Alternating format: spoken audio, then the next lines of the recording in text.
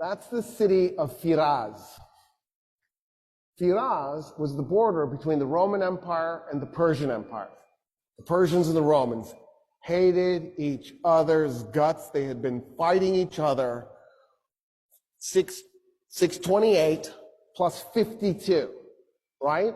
It was 53 BC, the Battle of Karhae, but there's no year zero, so you have to subtract one. That's why I'm doing 52. So what is 28 plus 52? 80. For 680 years, the Romans and the Persians had been fighting each other. Can you comprehend 680 years of warfare? Like, I don't even know what that means. What does that even mean? By the time Khalid ibn Walid gets to Firaz, the Persians and the Romans looked at each other and went, you are no longer the enemy. We have a new enemy. I don't know where these guys even came from. Because you have to remember, at this point in time, the Persians had been an empire for 1,200 years. And the Romans had officially been an empire, calling themselves an empire, for 600 years, but they had been imperial for the 300 before that. Because even before Rome was an empire, it owned Spain, it owned North Africa, it owned Syria, it owned Turkey, it owned Greece, right? And so you have 900 years of imperial history for the Romans and 1,200 years of imperial history for the Persians.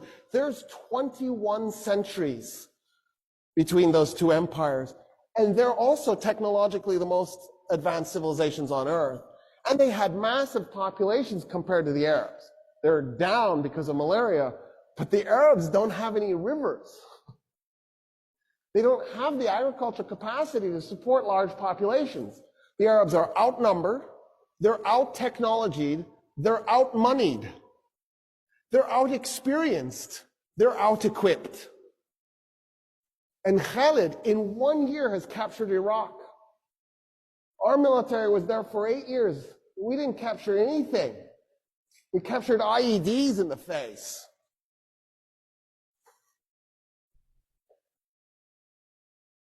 So the Persians go to the Romans, they're like, okay, we're going to fight this one as allies, right?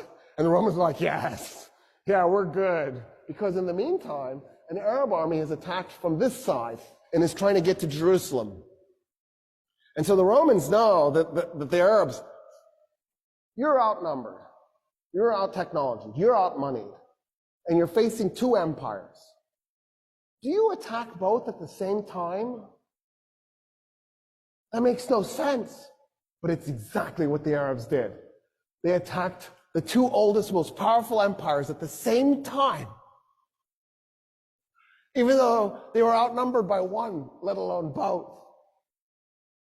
And so the Romans are like, yeah, we'll work with you. So at Firaz, the combined Roman and Persian armies, which by the way was largely made up of Christian Arabs, not completely, but there was a huge contingent, probably about 50,000 Christian Arabs. The combined Persian and Roman army was 150,000 men against 15,000 Muslim Arabs. So Khalid arrives. Khalid is on the east bank of the Euphrates. The Persians and the Romans are on the west bank. There's a ford and a bridge, which is convenient if you're moving an army. It's nice. And so Khalid needs the Persians and the Romans to cross the river to fight. So he very politely backs his army up from the bridge and the ford and split it into three 5,000-man units. He liked that. And he put one upriver, one downriver, and then pulled the other one away from the river. And he just waited. So the Persians and the Romans start to cross the bridge and they're also crossing the ford at the same time. And he waits, and he waits, and he waits. And then he does a prayer as he's waiting. And he says, God, if you give me this victory, I will go to Mecca and I will do the Hajj. I know I'm going to die. I know there's no way we're going to defeat 150,000 men today. But that's what I will do. I'll run and I'll do the Hajj. And And I'm actually happy that I get to die as a warrior here today. When 50,000 Persians and Romans had crossed the Euphrates, he blew a horn. The men that were up and down river attacked them by going along the riverbank and tried to then merge at the bridge and the ford so that they would cut the guys who had crossed off from the guys on the other side. Then what Khalid did was he took the 5,000 men who against 50,000 and he has them charge into him. And he had his men as thin as possible. And then he backs his men up. And then he charges again. And then he backs his men up. And he charges again. And every time his horses go in to those men, it compressed them a little bit. It compressed them a little bit more. So after a while, the Persians and the Romans are so compressed they can't move their arms, they can't swing their weapons. He's just compacted them together. And they realize what he's done to them. And they panic. And they turn around to run back to the river to cross it. 50,000 men turning all at once to stampede. You could hear the bones breaking. And then the Muslim Arabs just went in and started killing them as they're running. By the time the battle was done, 200 Muslim Arabs were dead.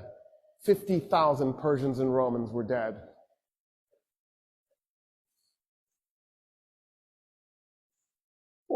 What is this?